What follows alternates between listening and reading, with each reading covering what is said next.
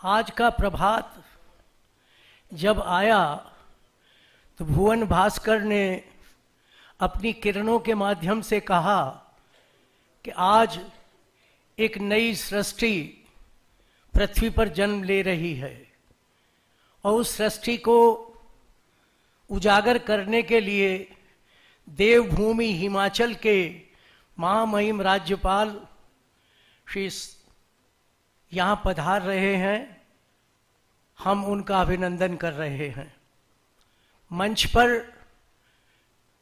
सभी विद्वानों का हृदय से अभिनंदन करते हुए मैं बहुत संक्षिप्त उद्बोधन में लेखक गांव की परिकल्पना आपके सामने रखना चाहूंगा।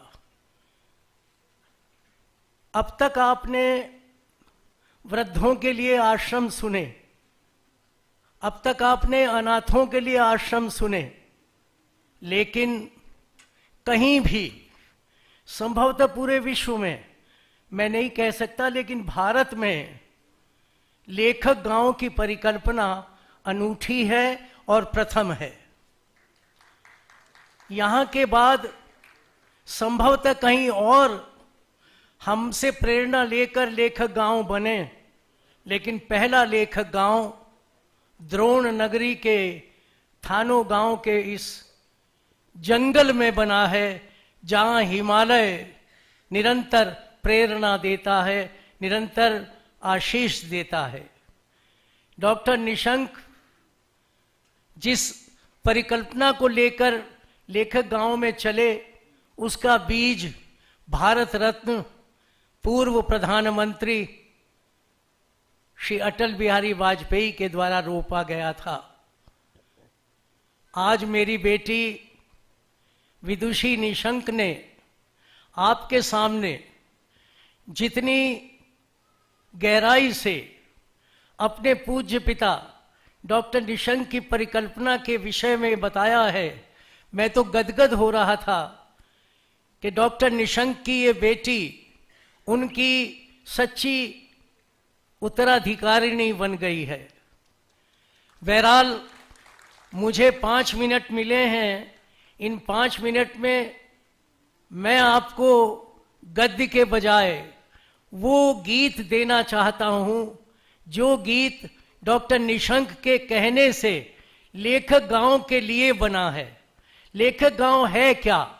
लेखक गांव को हम किस तरह से एक एंथम में बांध सकते हैं?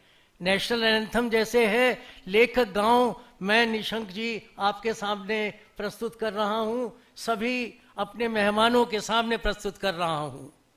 स्वयं शारदा जहां विराजें, स्वयं शारदा जहां विराजें, वह लेखक गांव हमारा है।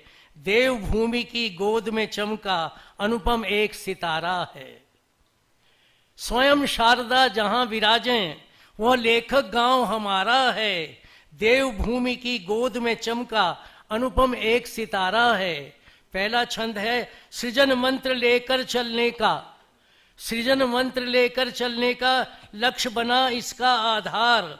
अक्षर ब्रह्म की दिव्य साधना यहाँ करे आकर संसार। हम तो अक्षर ब्रह्म की साधना के लिए ये नालंदा विश्वविद्यालय का शोध अनुसंधान केंद्र बन रहा है। हमारी वाटिकाएं बन रही हैं। हम पर्यावरण को लेकर, संस्कृति को लेकर, अब साहित्य को लेकर उनको चल रहे हैं। तो द्रोणाचार्य की परंपरा का सच्चा ये हरकारा है। देवभूमि की संस्कृति लेकर चमका दिव्य सितारा है। दूसरा छंद है यहाँ लेखनी सृजन करेगी। यहाँ लेखनी सृजन करेगी, राष्ट्र देव का होगा अर्चन। हम किसी व्यक्ति का अर्चन नहीं करेंगे। हमें कोई सामान्य व्यक्ति किसी के विषय में गुणगान करेंगे नहीं। राष्ट्र देव का होगा अर्चन। वसुधा के सुख की सोचेंगे, जगित होगा अपना अर्पण। हम संसार के लिए सब कुछ अर्पित करेंगे। हिमालय प्रेरित करे सभी को, हिमालय प्रेरित करे सभी को। पावन लक्ष्य हमारा है, सर्वे भवन्तु सुखिनः ही इस लेखक गांव का नारा है। आखिरी छंद में है राष्ट्र प्रथम हो पूज्य हमारा।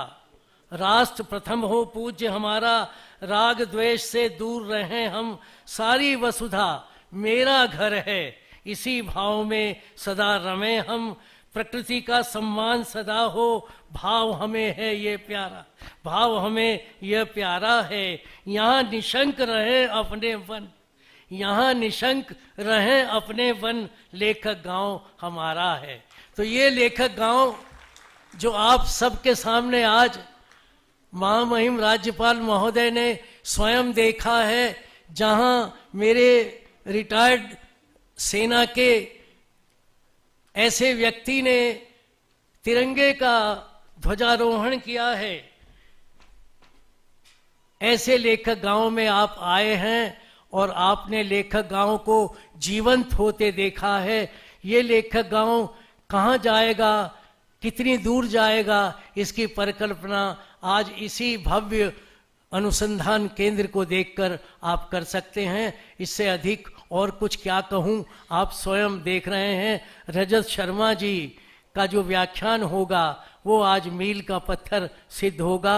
आप सब ने इस गीत को सुना है, मैं आप सबका आभारी हूँ। धन्यवाद।